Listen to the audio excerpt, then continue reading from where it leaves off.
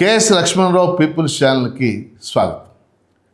నిన్న ఆంధ్రప్రదేశ్ ప్రభుత్వం, ముఖ్యంగా ముఖ్యమంత్రి నారా చంద్రబాబు నాయుడు గారు, అలాగే పయ్యావుల కేశవ్ గారి సమక్షంలో, ఆర్థిక శాఖ అధికారుల సమక్షంలో ఆంధ్రప్రదేశ్ ఆర్థిక రంగం మీద ఒక శ్వేతపత్రాన్ని విడుదల చేశారు.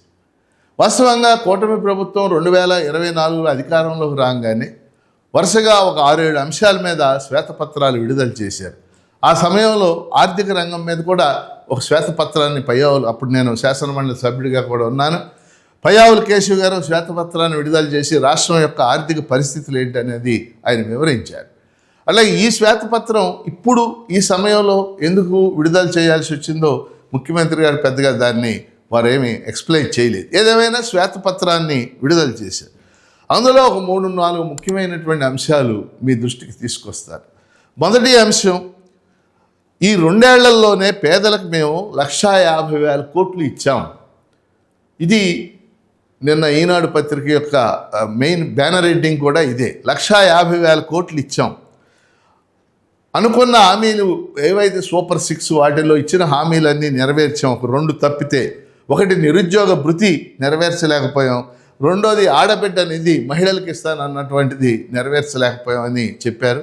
మిగిలినవన్నీ కూడా నెరవేర్చామని చెప్పారు. 1,50,000 కోట్లు పేదలకి రకరకాల పథకాల ద్వారా పింఛన్లతో సహా ఇచ్చామని చెప్పేసి అంకెలతో సహా వారు ఇచ్చారు. అట్లాగే రాష్ట్రంలో వివిధ అభివృద్ధి పనులకి, ముఖ్యంగా అమరావతి రాజధాని నిర్మాణం, అలాగే పోలవరం ప్రాజెక్టు, జలజీవన్ మిషన్, వీటన్నిటికీ ఎంతెంత ఖర్చు చేస్తామని చెప్పేసి కూడా అందులో వారు ఇవ్వటం అనేది జరిగింది. మూడవది, మూలధన వ్యయాన్ని పెంచుతామని చెప్పారు. అంటే మూలధన వ్యయం ఉంటేనే అభివృద్ధి జరుగుద్ది, అది పెంచుతామని చెప్పారు. నాలుగవది, 23 లక్షల పెట్టుబడులు రావడానికి ఎంఓయూలు కుదుర్చుకున్నాం. 23 లక్షల పెట్టుబడులు రావడానికి ఎంఓయూలు కుదుర్చుకున్నాం. ఇందులో 11 లక్షల కోట్ల పెట్టుబడులు పట్టాలు ఎక్కాయి.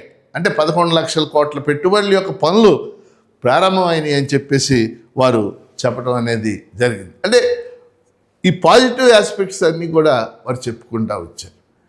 కానీ 2-3 అంశాలు మీ దృష్టికి తీసుకొస్తాను ఈ సందర్భంగా. మొదటి అంశం ఏంటంటే, ముఖ్యమైనటువంటి మొదటి అంశం ఏంటంటే, ఇవన్నీ సరే, ఇవన్నీ వారు ఏమేమి కేటాయించారు. కానీ ఈ 26 నెలల్లో 3.63 లక్షల కోట్లు అప్పు చేయాల్సి వచ్చింది. అంటే 3,63,000 కోట్లు. గత ప్రభుత్వం ఏదైతే చేసిందో దాన్నే కొనసాగిస్తున్నారు.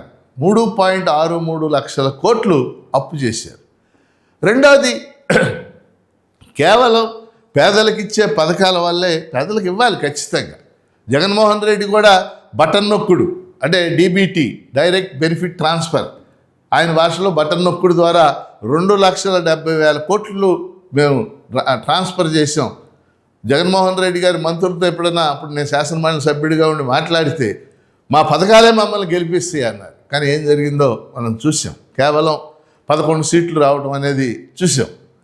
అంటే పథకాలు పేదలకు అవసరం, కానీ వాటి వల్లే గెలవరు అనేది కూడా ముఖ్యమంత్రి గారు సీనియర్ నాయకుడు, ఆయన దృష్టిలో ఉండకుండా ఉండుంటుందని చెప్పేసి ఉండదని నేను అనుకుంటా ఉన్నాను. దాన్ని కూడా ఆయన దృష్టిలో ఉంచుకోవాల్సినటువంటి అవసరం. మూడోది ఏంటంటే, ముఖ్యమైనటువంటి రంగాలు, ఇప్పుడు గెలిచే పార్టీకి ఓడే పార్టీకి గత 12 ఏళ్ళుగా మనం చూస్తే మన ఆంధ్రప్రదేశ్లో ఒక పార్టీ ఓడినా గెలిచినా 40% ఓట్లు వస్తున్నాయి. దానికి గెలిచే పార్టీకి ఓడే పార్టీకి ఓట్ల శాతం ఎంత తేడా? కేవలం 8-10% ఓట్లు తేడా. 2014లో తెలుగుదేశం పార్టీ గెలుపొందింది, 2019లో వైఎస్ఆర్ కాంగ్రెస్ పార్టీ గెలుపొందింది, 2024లో కూటమి గెలుపొందింది. 2019లో వైఎస్ఆర్ కాంగ్రెస్ పార్టీ గెలుపొంది 23 సీట్లకే తెలుగుదేశం పరిమితం అయినప్పటికీ తెలుగుదేశం పార్టీకి 40% ఓట్లు వచ్చింది. అట్లాగే 2024లో కూటమి గెలిచింది, సీట్లు దాదాపు 164 సీట్లు వచ్చినాయి. అంటే 11 సీట్లే వైఎస్ఆర్ కాంగ్రెస్ పార్టీకి వచ్చినాయి. అయినా 39.8% ఓట్లు వచ్చినాయి. అది మర్చిపోకూడదు. అంటే గెలిచే పార్టీకి ఓడే పార్టీకి కేవలం ఆంధ్రప్రదేశ్లో 8-9%, 6-7% ఓట్లు అటు నుంచి ఇటు బదిలీ అయితే అయిపోతుంది. అందుకని ముఖ్యమంత్రి గారు శ్వేతపత్రాన్ని విడుదల చేశారు. దీనికి సంబంధించి నేను 3 విషయాలు చెప్తాను. అందరూ సంతృప్తికరంగా ఏం లేరు. ప్రధానంగా కీలకమైన ఇప్పటికీ ఆంధ్రప్రదేశ్లో కీలకమైన రంగం, ఎన్ని ఎంఓయూలు జరిగినా, ఎన్ని పెట్టుబడులు వచ్చినా కీలకమైనటువంటి రంగం అందరి దృష్టిలో, ఆర్థికవేత్తలు కావచ్చు, నా దృష్టిలో కానీ మన అందరి దృష్టిలో కీలకమైన రంగం ఏమిటి? వ్యవసాయ రంగం. వ్యవసాయ రంగం, రైతాంగం సంతృప్తికరంగా ఉన్నారా? ఈ సంవత్సర కాలంలో గిట్టుబాటు ధర రైతులకి ఏ పంటకైనా లభించిందా? అది పత్తి కావచ్చు, అది పొగాకు కావచ్చు, అది శనగలు కావచ్చు, అది కోకో పంట కావచ్చు. ప్రతిరోజు రైతులు రోడ్లు ఎక్కడం మనం చూస్తున్నాం. వాళ్ళు కదా కీలకం వ్యవసాయ రంగం. కౌలు రైతాంగానికి ఏమైనా మనం బెనిఫిట్ చేయగలిగామా?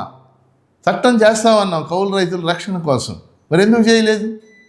ఇది కీలకం కదా మనకి. అలాగే రెండో అంశం, చదువుకున్నటువంటి యువత సంవత్సరం తిరిగేసరికి 3 లక్షల మంది యువత డిగ్రీలు పుచ్చుకొని బయటకు వస్తూ ఉన్నారు అనేక కాలేజీల నుంచి, యూనివర్సిటీల నుంచి. వాళ్ళకి 20 లక్షల ఉద్యోగాలు కల్పిస్తామని మనం హామీ ఇచ్చాం. ఏమిటి ఆ ఉద్యోగాలు? ఎన్ని కల్పించాం మనం? డిఎస్సి ద్వారా 16 లక్షల ఉద్యోగాలు ఇచ్చారు, సంతోషం అది. అలాగే కానిస్టేబుల్ ఉద్యోగాలు సుమారు 6,000 ఫిలప్ చేశారు, 15/6/21. కానీ అనేక ఉద్యోగాలు, ముఖ్యంగా సాఫ్ట్వేర్ రంగం డెవలప్ అయితేనే ఉద్యోగాలు వస్తాయి. దాంతోపాటు ప్రభుత్వ రంగంలో ఉన్న ఖాళీలన్నీ కూడా భర్తీ చేయాల్సి ఉంటుంది. ఇవాళ నిరుద్యోగ యువత, వాళ్ళకి నిరుద్యోగ భృతి ఇవ్వలేదు, ఉద్యోగాలు భర్తీ కావాలి, పెద్ద ఎత్తున అసంతృప్తిగా ఉన్నారు. చాలా ముఖ్యమైన అంశం ఏంటంటే ఇప్పుడు నేను చెప్పదలుచుకుంది, ఉద్యోగులు, ఉపాధ్యాయులు, పెన్షనర్లు కూడా చాలా అసంతృప్తిగా ఉన్నారు. వాస్తవంగా ఈ శ్వేతపత్రంలో ముఖ్యమైనటువంటి అంశం ఏంటంటే, ఇతర అనేక విషయాలతో పాటు మనకు వచ్చే ఆదాయంలో ఎక్కువ భాగం, అంటే ఒక 95% పైగా ఉద్యోగులు, ఉపాధ్యాయుల జీతభత్యాలు, పెన్షన్లకే ఖర్చు అయిపోతుంది. గత ప్రభుత్వం కూడా ఇదే చెప్పి, గత ప్రభుత్వంలో మేము శాసనమండలి సభ్యులుగా, పీడీఎఫ్ సభ్యులు వెళ్ళి బుగ్గన రాజేంద్రనాథ్ రెడ్డి గారిని ఏదన్నా విషయం మీద కలిస్తే ఇదే చెప్పేవాడు, 95% అయిపోతుందన్న అనేవాడు. ఇప్పుడు ఆర్థిక మంత్రి కూడా ఇదే చెప్తున్నారు, గత శ్వేతపత్రంలో కూడా ఇదే చెప్తున్నారు.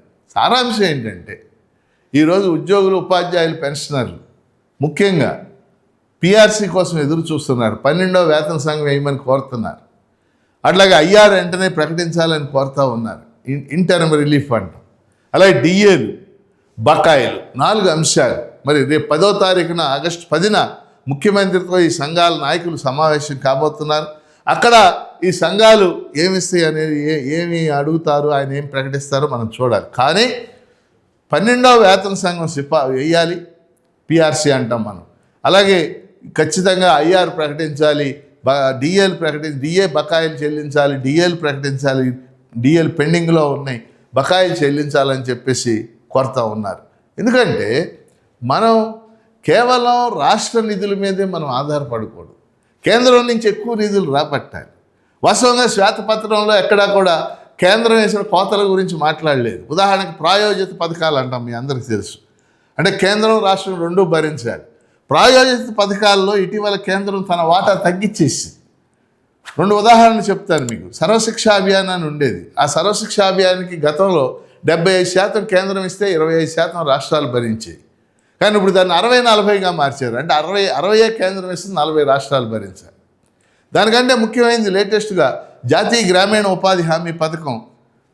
ఇది గతంలో 90-10 అంటే 90% కేంద్రం ఇస్తే 10% రాష్ట్రాలు భరించాయి.